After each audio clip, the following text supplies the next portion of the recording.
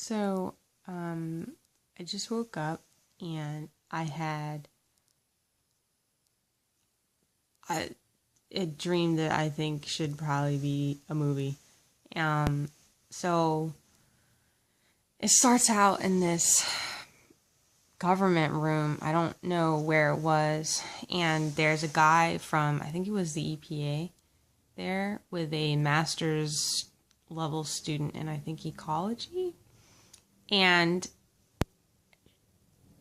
she's going over her thesis, and he gets a call from someone. And you can hear someone's conversation even if they don't have it on speaker on a phone, usually because the volume's high enough.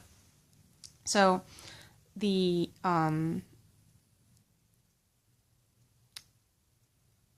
the EPA guy is freaking out, and the conversation is basically telling him that there was a plane crash because there wasn't I guess the forensics team or whatever discovered, and also the black box had a recording of what the pilot was saying, and it was basically that there wasn't enough. It didn't the air.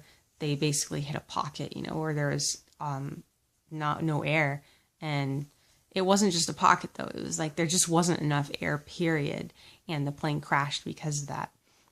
So he looks at the girl, and she's just agape. Her mouth is completely agape, and she said that doesn't make sense. Even with all the deforestation going on, not just in the rainforest, but deforestation in general. Yes, it's contributing to carbon monoxide and other gases, but it shouldn't be using up that much oxygen to cause a plane crash like that. And so he said he's like, well, I have a feeling it's more than just the world. I have a feeling it's also because of overpopulation, and that's kind of what this dream is all about. Is the notion that the Earth has too many people. I mean, Earth does have too many people, but I'm just saying. So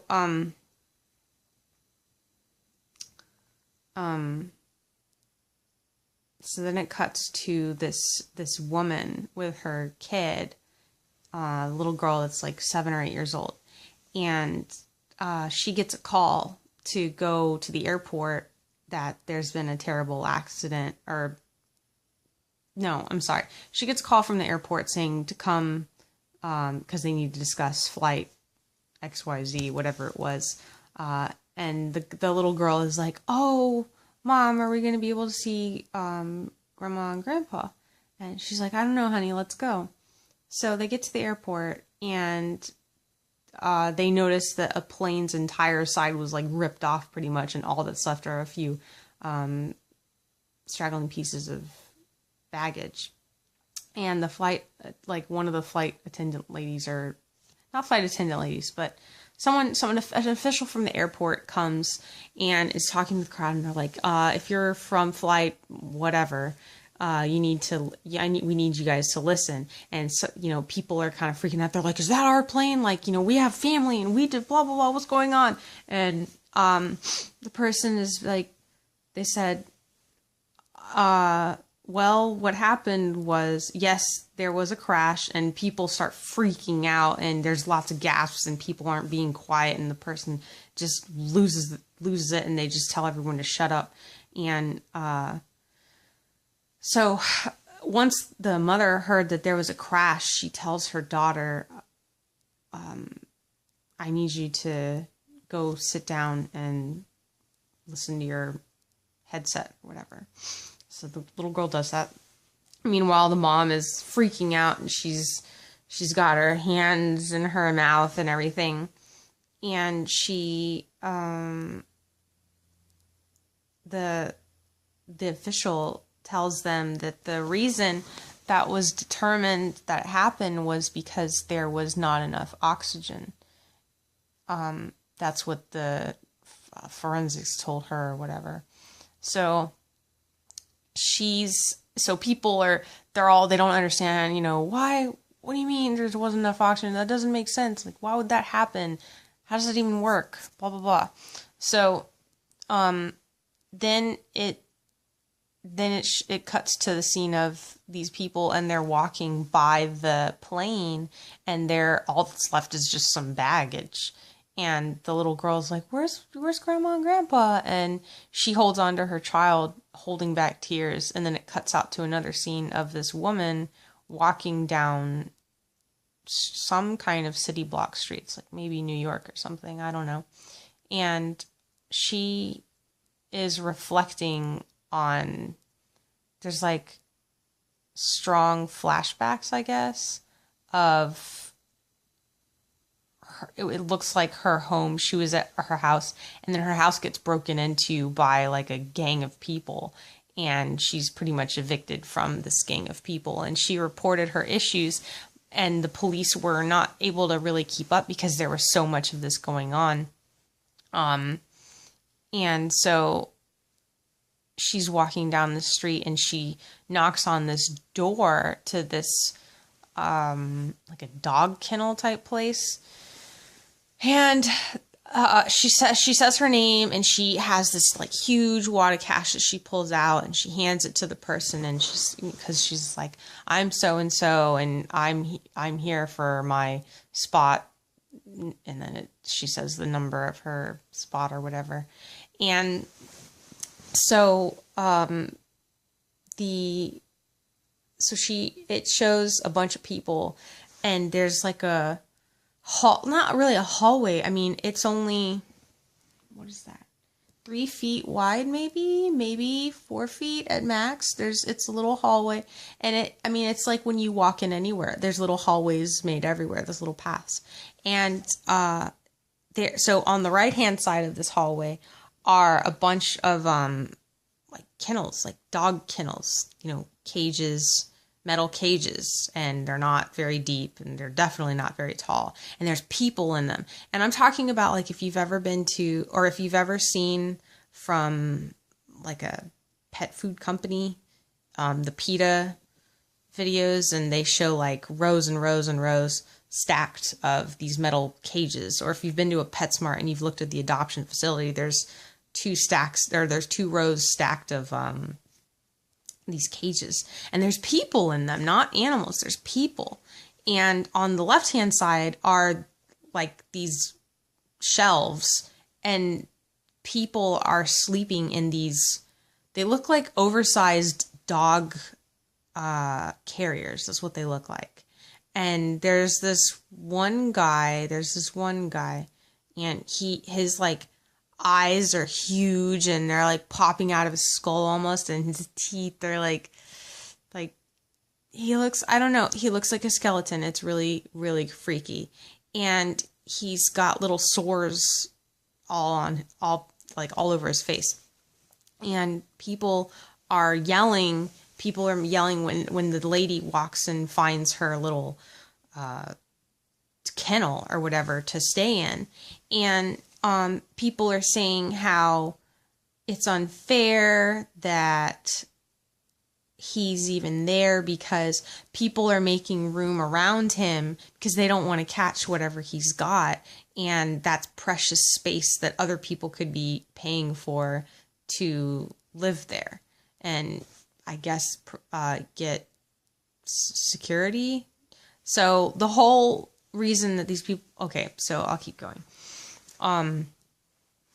So then it cuts back to a scene with the woman, the single mom, and the child, and they're walking down the street back to their apartment, and they hear a TV on, and people are crowded around the TV, and the TV is a news station, and it's basically saying that due to overpopulation, there's not enough oxygen in the world, and it's killing people essentially. And that's basically what's happening.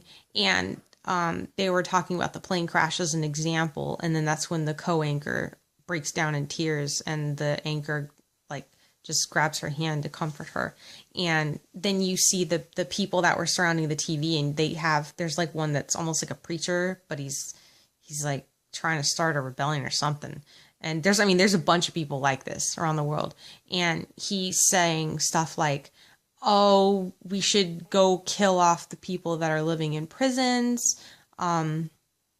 because they had their chance, they had their choice in life, and they chose poorly. So we should go kill them, and that'll, free up air for the rest of us that are doing good in life. And, obviously killing another human being is murder, but they don't view it that way. They're viewing it from a utilitarian standpoint. So the woman she's trying to just keep her daughter away from all that, but she just has this like dawn of realization on her, and she looks around, and then it, like, the camera was zooming out and it was showing all the people on the streets, and there's so many of them. So then it goes back to the scene where the other lady is living in this dog cage, essentially. And the reason that people were doing this is because it was more safe to live behind bars. Oh, and it was also showing people that were overturning prisons, and then people would go live, like, because prison cells are obviously meant for human beings and not dogs, they're worth a lot more. So people were paying, like,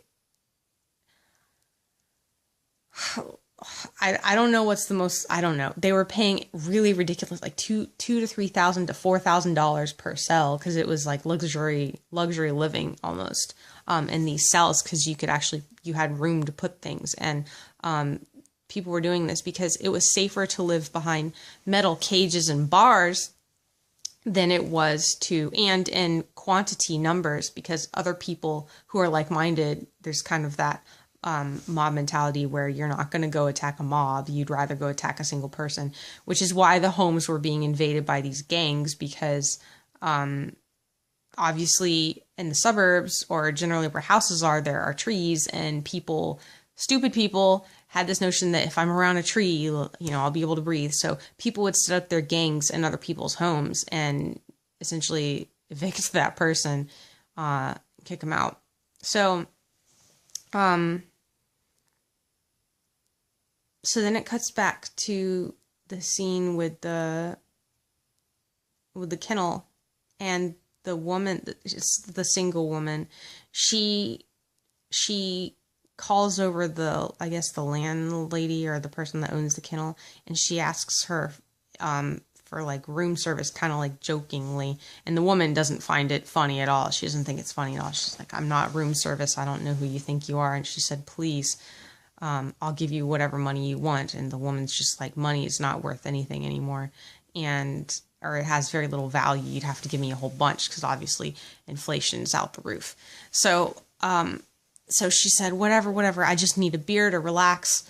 So it shows the woman, it cuts to a scene, and it's obviously been hours later, and the woman fell asleep, and you see the landlady, or whoever, the person that owns the kennel, opening the door to this guy that looks like, I don't know, like a Chippendale dancer. Like, he's super muscular, and he's got only like underwear on, and he's got a beer in his hand. I think it's a Modelo.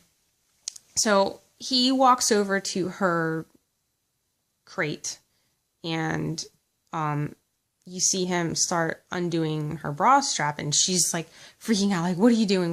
Who are you? And he says, I'm here. I have your beer. And she's like, okay, thank you. And he said, no, I don't think you understand. Money, people don't really need money anymore. They just have possessions, and that's what's worth things. Because obviously someone like you wanted a beer to relax. And he said, well, this was my last cold beer, and I want sex. And you just see this look of horror on her face, and she looks so desperate, and so she lets him in. She opens her little crate or whatever and lets him in, and then the scene cuts out again, and then it shows other people blaming, like, religious people who are basically like, I don't want to, not all religious people are pro-life, and not all pro-life people are religious, but it shows people attacking religion specifically because, for example, Catholics, even though most Catholics still use condoms, that's illegal for them. Like, that's not church approved birth control. The only church approved birth control that I'm aware of is rhythm method and abstinence, and maybe one other thing. Like, you can use birth control under very, very exclusive, there's only very specific cases you're allowed to use birth control pills. So people are blaming the religious people and being like, oh, well, if it wasn't for you guys, we wouldn't have so many people on this earth, and it shows other pro-life people are the pro-choice people are attacking the pro-life people and being like, if it wasn't for you guys, we wouldn't have so many people. And then it shows like news clips of people, of news anchors saying how they project that, insert whatever department of whatever is saying how it would take like 10 years for the earth to regenerate its oxygen, assuming that we had like a negative decline of like, I don't know, like billions of people gone or something. So that was my dream. And I don't have enough room on my phone to continue. So that was like a synopsis of my dream, but it was crazy. And I think it should be made into a movie because it brings up a lot of valid points. So yeah.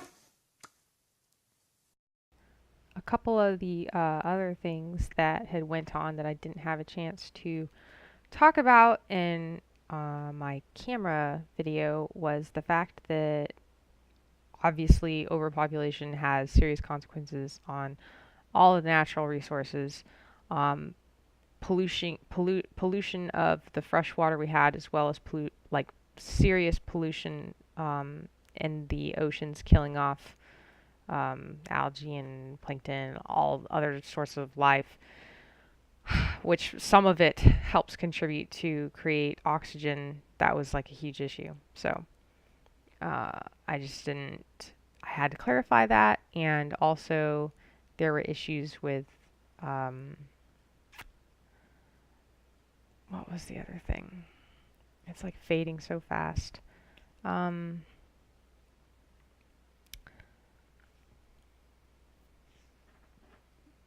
Overpopulation was also an issue because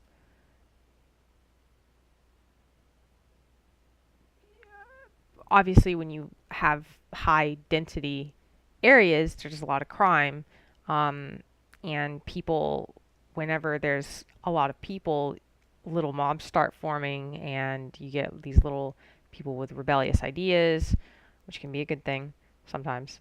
Um, but they honestly did more harm than good, at least in my dream, because they were basically pointing all to all the wrong reasons why there was a lack of oxygen and what they should do about it.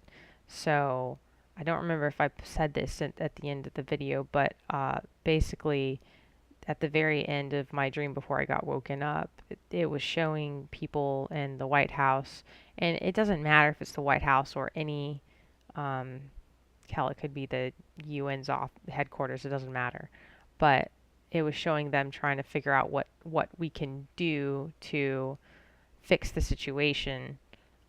So I don't know. This could be a good case for people around the world banding together and trying to stop pollution. I don't know. It doesn't matter what the message is. The point is that the movie was I'm sorry, the dream was very vivid, and I thought it would make a good movie, so I didn't want to forget it, so I'm recording it.